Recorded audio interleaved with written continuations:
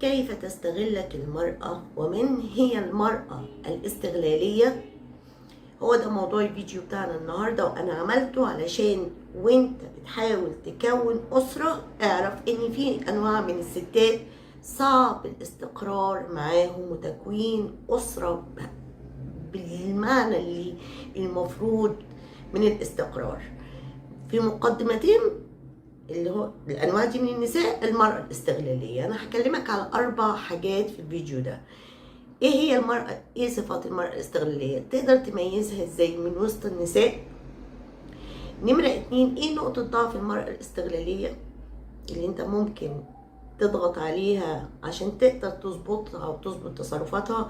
ازاي المرأة الاستغلالية بتتصرف تجاه الاخرين؟ ومؤخرا ده واخر حاجة الزوجة الاستغلالية.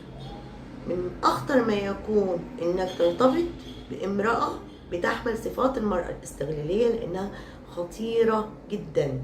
هو ده موضوع الفيديو بتاعنا النهاردة، وأتمنى لو هو فعلا أفادك بحاجة دعمني باللايك، اشترك في القناة وركزوا معايا واحدة واحدة. أول نقطة هنتكلم عنها صفات المرأة الاستغلالية. بص، هي من الآخر هي شايفاك مجرد بنك متحرك، ماكينة ATM. هي انت مجرد موجود علشان تلبي احتياجاتها اللي هي كلها مركزة فيها بشكل خطير جدا على احتياجاتها. هي ما بتفكرش غير في نفسها. هي الهدايا، الفلوس، انت تقدر تميزها بسهولة جدا. يعني انت هتلاقيها دايما بتطلب منك انك انت تشتري لها حاجات بغض النظر عن ظروفك. الامور الماديه اللي انت بتمر بيها هي ملهاش دعوه، هي من وجهه نظرها ادام انت بتحبني يبقى انت لازم تلبي لي كل طلباتي، تجيب لي كل حاجه انا عايزاها. وتلاقيها بتتفاخر بكل حاجه هي بتملكها بشكل اوفر.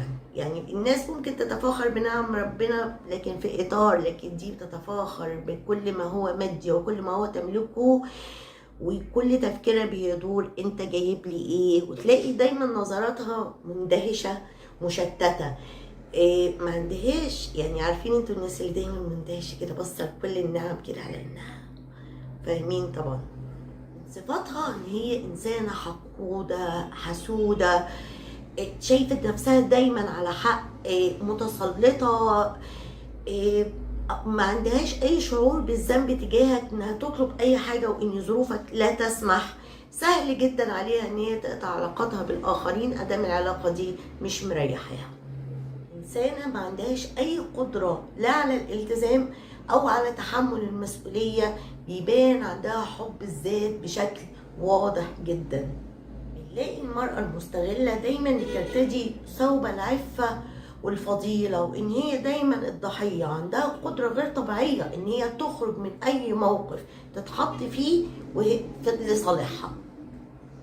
صفات المرأة المستغلة بتتشابه مع صفات المرأة اللئيمة والمادية، وممكن نفس المرأة بيكون فيها ال3 صفات، لأن بنلاقي إن الست المستغلة اللي هي بتقدر تستغل الرجل تصرفاتها لئيمة، وكل تصرفاتها بتدور حوالين الامور الماديه، فهي ربما بتجمع ما بين الشخصيه اللئيمه والشخصيه الماديه.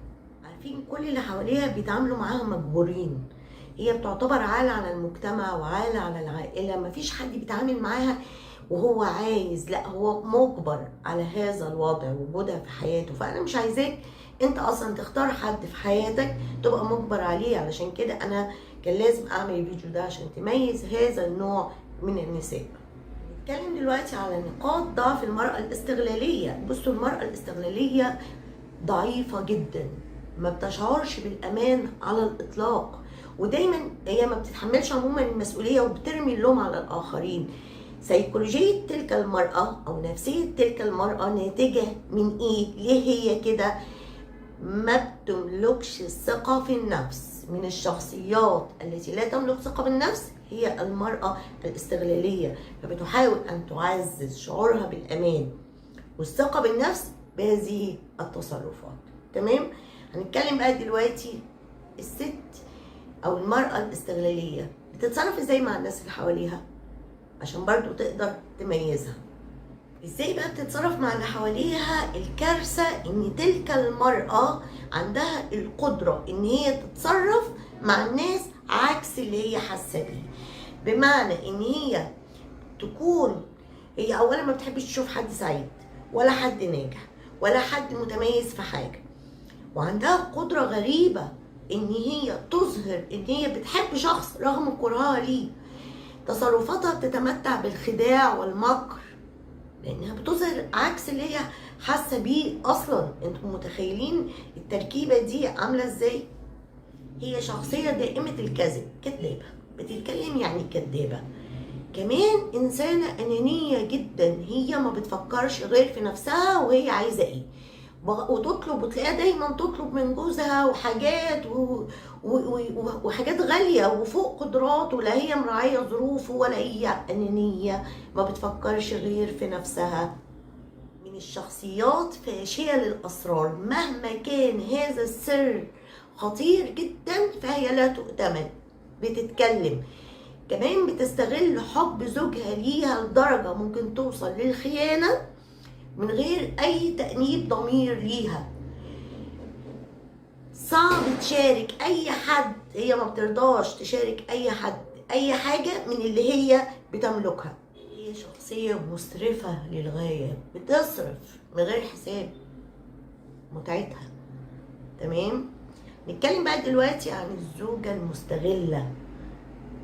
خطير جدا ان الانسان يعيش مع هذا النوع من النساء، لانه حاجات كتير جدا جدا جدا هيفتقدها، واهمها الاستقرار. ركزوا معايا واحده واحده، واتمنى لو الفيديو عجبك لحد دلوقتي اعمل لايك. الزوجة المستغلة، بصوا الست دي عارفه كويس جدا طبيعه الراجل، عارفه ايه اللي بيجذبه في المراه، هي على درايه كامله بالراجل اللي تقدر تستغله، عشان كده هي بتختاره. هي عارفة ان الراجل بينجذب جدا للمرأة اللي بتشعره برجولته، مش وبس، دي كمان عارفة نقطة ضعفه وايه نوع الدور اللي ممكن تقوم بيه علشان تقدر تقتنص هذا الرجل وتسيطر عليه. فاما تلاقيها قايمة بدور الضحية او بدور المرأة القوية، وده عكس المرأة الطبيعية او المرأة اللطيفة. كمان بتلاقيها زي ما احنا قلنا انانية جدا، مش في حاجه واحده بس، ده في تصرفاتها ومشاعرها. يعني ما تلاقيهاش بتطلع لك الحب الا لو انت جبت لها حاجه، خصوصا الهدايا الغاليه. تحب دايما هي اللي تسيطر على الفلوس، وبتتصرف في ايه الفلوس دي. تلاقيها ما تبطلش تبص على عيشه الناس، بتبص لعيشه غيرها، عايزه تقلد عيشتهم واسلوب عيشتهم بغض النظر عن ظروف جوزها ده هو عايش ازاي، هو حياته فيها مشاكل ازاي. لا، هي اهم حاجه عندها هي عايزه تعيش زي فلانه، تجيب زي فلانه، بص دي جوزها جاب لها ايه، بص ده ما اعرفش عمل لها ايه. تمام. هي شخصيه غير مباليه، هي عايزه هدايا وعايزه تخرج، هي ملهاش دعوه هو الراجل ده وضعه ايه اصلا. يعني ازاي انسان ممكن يعيش مع انسان مش حاسس؟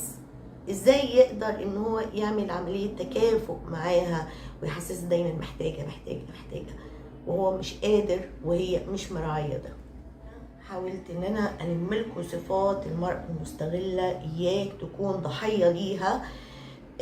وركز جدا انت بتختار عشان ما يضيعش عمرك وانت بتدفع حساب غيرك، في ان هي ايا كانت تركيبتها انت مش مضطر تدفع الفاتورة، صح؟ اتمنى لو الفيديو فعلا علمك حاجة او افادك دعمني باللايك، اشترك في القناة. انا بحبكم قوي. اي اسئلة تخص اي موضوعات حابين ان انتوا تطرحوها في القناه اكتبوها في الكومنتات. انا لما بعمل لك لاف على التعليق ببقى انا حطيت الموضوع ده في الخطه بتاعتي، فما تقلقوش، وانا بحبكم قوي.